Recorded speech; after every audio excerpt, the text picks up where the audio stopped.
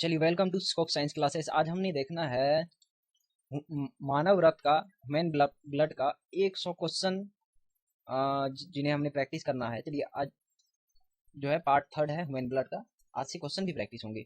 पहला आज हमने देखना है क्या, ब्लड प्लेटलेट्स, रक्त बिंबाणु।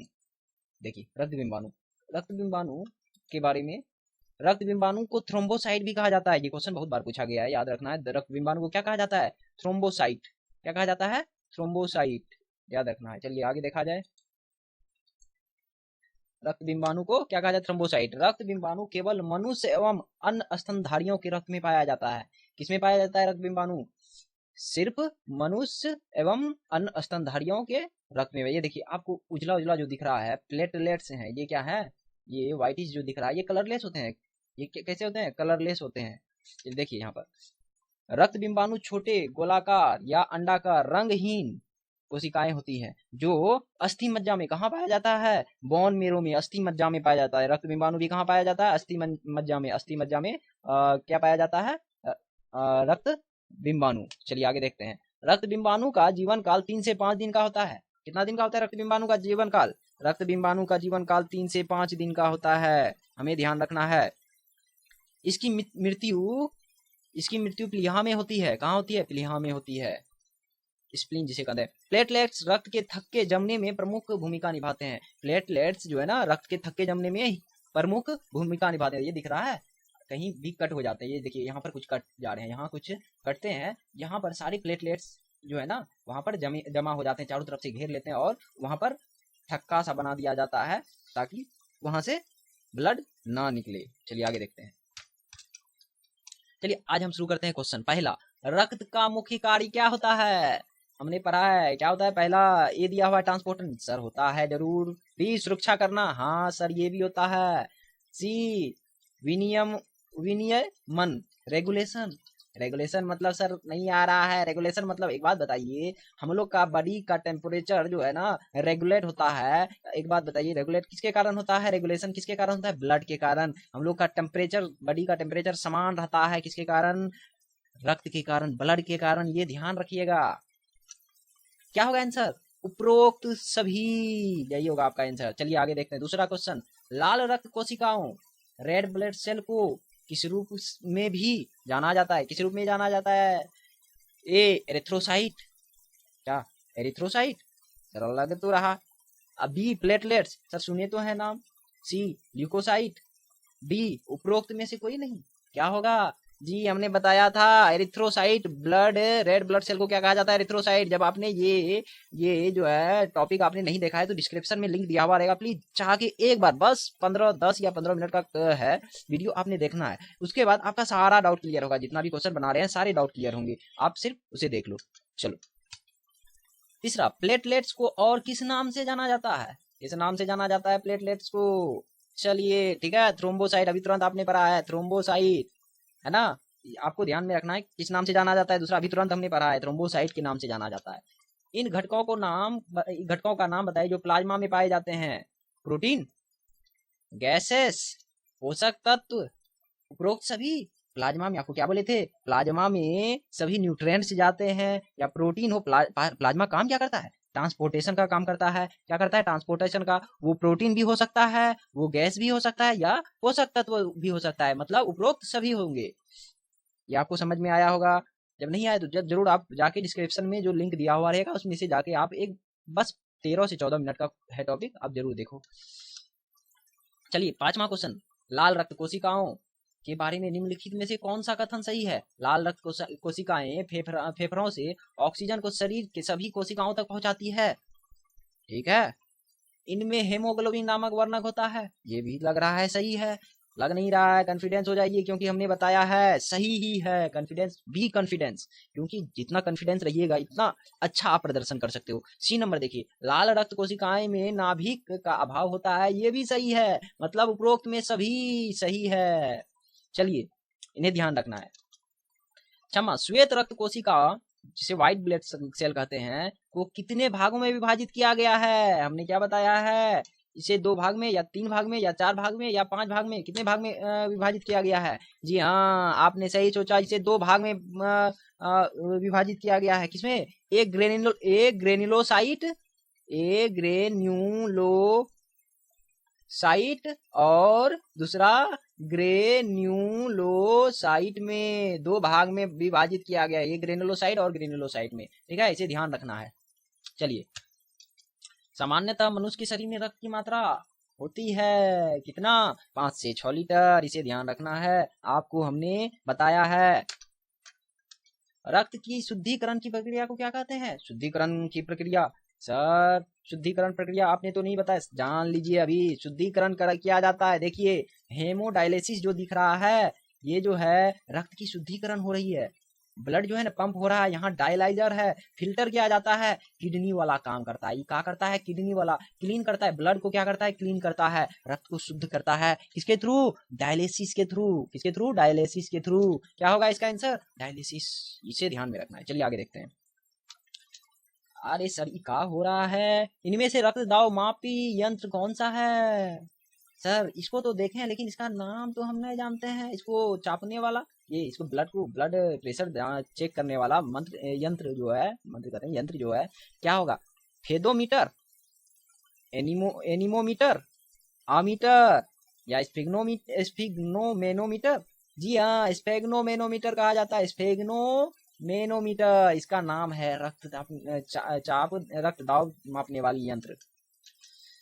10 नंबर क्वेश्चन हम देख रहे हैं। कैंसर का लक्षण निम्न में से किसमें असामान्य वृद्धि होने के कारण होता है? रक्त बिंबाणु, रक्त प्लाज्मा, श्वेत रक्त कणिकाएं। देखिए, एक्सेस ऑफ, जब ल्यूकोसाइट जो होता है ना, मतलब डब्ल्यूबीसी में ल्यूकोसाइट जो होता है, मतलब डब्ल्यूबीसी जिसको ल्यूकोसाइट कहते हैं, वो साइट एक्सेस मल्टीप्लाई करके ढेर सारा, मतलब कि अनयूजुअली ये मल्टीप्लाई कर जाता है और अचानक इसमें वृद्धि होने लगता है, जिसके कारण क्या होता है? कैंसर का लक्षण आने लगता है। ये अनवांटेडली ये क्या करते हैं? मल्टीप्लाई करने लगते हैं, जो कैंसर का कारण बनता है। कैंसर का लक्षण श्वेत रक्त कणिकाएं का जो है ना, श्वेत रक्त कणिकाएं की वृद्धि होना। ठीक है, प्लाज्मा में जल की प्रतिशत सर बताए हैं, जल की प्रतिशत 60%। Sir, plasma 60%? सर, प्लाज्मा ही होता है ब्लड में 60%। ब्लड में प्लाज्मा 60%। अब प्लाज्मा में पानी का प्रतिशत क्या होगा? जी हाँ, 90%। आपने पढ़ा है तो जरूर देखा होगा। रक्त में प्रतिस्कंदक एंटीकोगुलेंट पदार्थ कौन सा है? Globin, fibrinogen. ग्लोबिन तो प्रोटीन है सर, हेमोग्लोबिन में। फाइब्रिनोजन तो सर इसको कहते हैं, फाइब्रिनोजन किसको कहते हैं?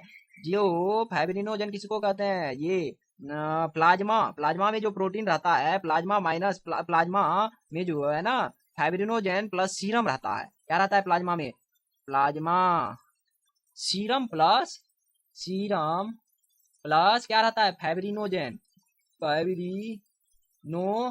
हमने बताया है, फाइब्रिनोजन। जब फाइब्रिनोजन को हटा लिया जाता है तो क्या बचता है? सीरम बचता है। रक्त प्रतिस्कंद एंटीकोगुलेंट क्या है? हम आपको बताए थे। कौन जो है ना, रक्त को कोगुलेंट मतलब थक्का बनने से रोकता है? कौन है? हेपेरिन। हमने जरूर पिछली क्लास में डिस्कस किया है, जरूर आप देखो। रक्त का रंग लाल किस कारण होता है? साइटोक्रोम, हेमोग्लोबिन, प्रकाश के कारण, फाइब्रिनोजन के कारण। जी हाँ, हेमोग्लोबिन के कारण। आपने पढ़ा है जरूर। आरबीसी का निर्माण हमारे शरीर में कहाँ होता है? कहाँ होता है? जी हाँ, अस्थि मज्जा में, डायरेक्ट अस्थि मज्जा में। जिन्होंने पढ़ा है वो तो जल्दी जल्दी मार रहे होंगे, हमको विश्वास है। अस्थि मज्जा में, ये देखो बोन मेरो, इसी को हड्डी। ये अस्थि मज्जा बहुत आदमी नहीं समझ पाता है। यही है बाबू हड्डी। ये चिकन का टांग देखोगे, जिसके अंदर ये कुछ लाल रेडिश टाइप का रहता है, यही है बोन मेरो। इसी में क्या किसका निर्माण होता है? आरबीसी का। चलिए आगे देखते हैं। मानव शरीर में रक्त का प्रतिशत कितना होता है? जी हाँ, 7 से 8% भी हो सकता है।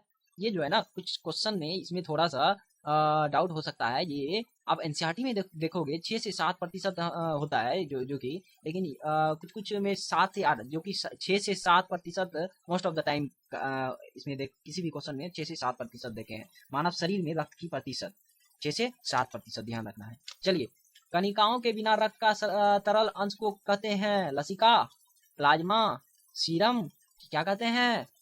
कणिकाओं के बिना तरल अंश याद रखिएगा, तरल अंश सीरम होते हैं, सीरम। WBC का मुख्य कार्य क्या होता है? WBC का मुख्य कार्य इसमें देखिए, CO2 का जमा, CO2 के ले जाना, नहीं, प्रतिरोधकता का क्षमता बनाना। चलिए आगे देखते हैं, मानव रक्त का pH कितना होता है? सर हमको डायरेक्ट याद है 7.4 होता है। और नेक्स्ट वन देखते हैं, मानव शरीर में रुधिर बैंक किसे कहा जाता है? रुधिर बैंक किसे कहा जाता है? ब्लड बैंक मानव शरीर में किसे कहा जाता है? जी सर हमको जानते हैं, स्प्लीन है, क्या है? स्प्लीन है ब्लड बैंक। इसको जानना है, हमने याद रखना है। चलिए आगे देखते हैं, which metal is found in RBC में, रेड ब्लड सेल में, लाल रक्त कोशिका में कौन सा मेटल पाया जाता है? कौन सा धातु पाया जाता है? क्या होगा? Calcium, iron, zinc. जी सर हम जानते हैं, ये लोहा होगा। चलिए आगे बढ़ते हैं, the large amount of sugar present in human blood, sugar के फॉर्म में कौन सा चीज रहता है? लार्ज, बहुत अधिक अमाउंट में जो है ना, शुगर किस फॉर्म में रहता है? मतलब चीनी जो है ना, किस फॉर्म में रहता है हम लोग का ब्लड में? किसमें? फ्रुक्टोज के फॉर्म में, सुक्रोज के फॉर्म में, लैक्टोज में, या जी हाँ ग्लूकोज के फॉर्म में रहता है। रक्त में ग्लूकोज के फॉर्म में शुगर रहता है। आरबीसी का संख्या, आदमी के शरीर में आरबीसी का संख्या कितना होता है? 5 मिलियन, 50 मिलियन, 3 मिलियन, 7 मिलियन, क्या होगा? 5 मिलियन, ध्यान रखना है, 5 मिलियन हमने कहा है। मानव शरीर में निर्जलाकरण किसकी कमी के कारण होता है? निर्जलाकरण। और डायरेक्ट कहा रहा है निर्जलाकरण, भाई डायरेक्ट ये क्वेश्चन है, बहुत सारा कंफ्यूजन हो जाता है यार, इतना सिंपल क्वेश्चन पूछ सकता है, कुछ और होगा, कोई मार देता है, हो सकता है ये सॉल्ट के कारण निर्जलाकरण हो रहा है। नहीं, निर्जलाकरण आपका शरीर से पानी निकल जाएगा तब तो निर्जलाकरण होगा, उसी को नहीं कहते हैं निर्जला, पानी निकलना उसी को कहते हैं निर्जलाकरण। चलिए, ब्लड कहाँ फिल्टर होता है? खून का जो है फिल्ट्रेशन कहाँ होता है? शुद्धिकरण कहाँ होता है? जी हाँ किडनी में कहाँ? किडनी में बोमेंस कैप्सूल कहा जाता है, उस जगह होता है। किसमें? बोमेंस कैप्सूल में। चलिए, हमारे शरीर में किन कोशिकाओं को लोकप्रिय ढंग में मानव शरीर के सैनिक, अरे यार हम लोग का शरीर में जो है किस कोशिकाओं को लोकप्रिय ढंग में मानव शरीर का सैनिक कहा जाता है? किस कोशिका को? सफेद रक्त कोशिका को, व्हाइट ब्लड सेल को क्या कहा जाता है? मानव शरीर के सैनिक कहा जाता है। रक्त वाहिकाओं में रक्त का थक्का किसकी उपस्थिति के कारण नहीं बनता? एड्रेनोजन, क्या हेपेरिन, क्या थ्रोम्बिन, क्या प्रोथ्रोम्बिन, क्या होगा? रक्त वाहिकाओं में रक्त का थक्का किसके कारण नहीं बनता है? जी हाँ, 2 बार हम इसे देख चुके हैं, हेपेरिन के कारण। चलिए, which disease is also known as Christmas disease, किसको कहा जाता है क्रिसमस डिजीज? जी हाँ, क्रिसमस डिजीज किसको कहा जाता है? क्या जॉन्डिस को, या ब्लड कैंसर को, या एनीमिया को, या हेमोफीलिया को? जी हेमोफीलिया को कहा जाता है क्रिसमस डिजीज। ये ध्यान में रखने वाली बात है, क्रिसमस डिजीज किसको कहा जाता है? क्रिसमस रोग किसको कहा जाता है? हेमोफीलिया के। रक्तचाप किसके द्वारा नियंत्रित किया जाता है? Corpus luteum, adrenal gland, thymus gland, या थोराइड ग्लैंड? जी एडर्नल ग्लैंड के द्वारा रक्तचाप को नियंत्रित किया जाता है। रक्तचाप किसके द्वारा नियंत्रित होता है? एडर्नल ग्लैंड के द्वारा। मनुष्य की आरबीसी का जीवन काल कितना होता है? 140 से 140, ये नहीं होता है, ये हम डायरेक्ट जानते हैं 20 से 120 दिन होता है। मानव का आरबीसी का जीवन काल 20 से 120 दिन होता है। हेमोग्लोबिन किसका महत्वपूर्ण घटक है? श्वेत रक्त कोशिका का, प्लाज्मा का, लाल रक्त कोशिका का, प्लेटलेट्स का? जी हाँ, हेमोग्लोबिन किसका महत्वपूर्ण घटक है? लाल रक्त कोशिका का। हमने पढ़ा है, आप जब नहीं पढ़े हैं डिस्क्रिप्शन में जाइए, जरूर लिंक देखिए। सॉरी, रक्त वाहिकाओं के तरल भाग को क्या कहा जाता है? Serum, tissue fluid, lymph, serum, plasma, क्या होगा? सीरम होगा। तरल भाग को क्या कहा जाता है? सीरम। वह कौन सी कोशिका है जो प्रतिरक्षी के उत्पादन के लिए जिम्मेदार है? किसका? Cell which are responsible for production of antibiotic. Antibiotic कौन प्रोडक्शन करता है? एंटीबायोटिक। WBC, जी आपने सही समझा। WBC जो है, WBC क्या करता है? एंटीबॉडीज बनाता है। चलिए आगे देखते हैं, लाल रक्त कणिका का निर्माण शरीर के अंदर कहाँ पर होता है? कहाँ होता है लाल रक्त कणिका का? थाइमस ग्रंथि में, क्या लाल ग्रंथि में, या अस्थि मज्जा में, या इनमें से कोई नहीं? जी आपको हमने कहा था अस्थि मज्जा में कहा क्या होता है, लाल रक्त का फॉर्मेशन होता है या निर्माण होता है। चलिए आगे देखते हैं। What type of tissue is blood, किस तरह का ऊतक जो है ना, ब्लड को किस तरह का ऊतक कहा जाता है? पेशी ऊतक, उपकला ऊतक, तरल संयोजी ऊतक, क्या कहा जाता है? कंकाली ऊतक, क्या कहा जाता है? जी हमने पढ़ा है तरल संयोजी ऊतक कहा जाता है। ब्लड को क्या कहा जाता है? तरल संयोजी ऊतक। चलिए आगे बढ़ते हैं। मानव शरीर में अपर्याप्त रक्त आपूर्ति को किस रूप में जाना जाता है? अपर्याप्त अपर्याप्त अपर्याप्त रक्त की आपूर्ति को किस रूप में जाना जाता है? Insufficient blood supply in blood supply in human body is referred to as, किसके रूप में जाना जाता है? स्थानिक अरक्तकता, जिसको इस्केमिया कहा जाता है। इस्केमिया ये डिजीज होता है, इस्केमिया, जिसके कारण जिसमें क्या होता है, मानव का शरीर में रक्त का सप्लाई का कमी हो जाती है। चलिए आगे देखते हैं। निम्नलिखित में कौन सा गुर्दे का कार्य नहीं करता है? गुर्दे का कार्य कौन नहीं करता है? किडनी का काम कौन नहीं करता है? क्या? रक्तचाप, blood pressure, blood pressure regulate तो करता है किडनी। रक्तचाप, ठीक है। शरीर तरल पदार्थ अम्ल, रेगुलेशन ऑफ एसिडिटी, हाँ ये भी काम करता है शरीर। क्या एंटीबायोटिक यही बनाता है? एंटीबायोटिक्स नहीं, ये कौन बनाता है? किडनी नहीं, WBC बनाता है, ठीक है, ये ध्यान रखना है। Blood cancer is also called as, क्या कहा जाता है ब्लड कैंसर को? ल्यूकेमिया। क्या कहा जाता है? ल्यूकेमिया। ब्लड कैंसर को क्या कहा जाता है? ल्यूकेमिया। क्या एनीमिया कहा जाता है? नहीं सर, ल्यूकेमिया कहा जाता है, क्योंकि इसमें क्या होता है, WBC का संख्या बढ़ जाता है, जिसके कारण ल्यूकेमिया डिजीज होता है। रक्त के थक्का बनने के लिए निम्नलिखित में से कौन सी रक्त का कोशिका अनिवार्य है? Which of the following blood cell is compulsory for coagulation, किसका जरूरी है? जी हाँ, प्लेटलेट्स का या लिम्फोसाइट का। जी नहीं सर, आपने बताया है प्लेटलेट्स जो है ना रक्त का थक्का बनाने में महत्वपूर्ण भूमिका निभाता है, आप अभी तुरंत हमने बताया था, ठीक है। सबसे बड़ी आरबीसी किसकी होती है? किसकी होती है सबसे बड़ी आरबीसी? जी हाँ, मेढक की होती है, इसे ध्यान रखना है, ठीक। चलिए आगे देखते हैं। निम्नलिखित में कौन सा बिंब से रक्त के थक्के जमने की स्थिति है? ठीक है, which one of the following is condition और डिले ब्लड क्लोटिंग, किसके कारण ब्लड क्लोटिंग जो है धीमा होता है? किसके कारण? क्या हेमेटोरिया या एनीमिया या हेमरेज या हेमोफीलिया? जी हाँ, हेमोफीलिया के कारण होगा, इन्हें ध्यान रखना है, ठीक है। चलिए आगे बढ़ते हैं। हेमोग्लोबिन में कौन सी प्रोटीन पाई जाती है? देखिए ऑप्शन क्या है। Protein found in haemoglobin, globulin, heparin, casein या एल्ब्यूमिन। हेमोग्लोबिन में कौन सा प्रोटीन पाया जाता है? जी ग्लोबुलिन प्रोटीन पाया जाता है, इसमें डायरेक्ट लिखा हुआ है globin, globin globin globin protein पाया जाता है, किसमें? हेमोग्लोबिन में। चलिए थैंक यू। आगे हम जो है अब आगे टॉपिक्स देखेंगे सारे जो है competitive exam points of view, अच्छे टॉपिक्स आप कमेंट करो जो भी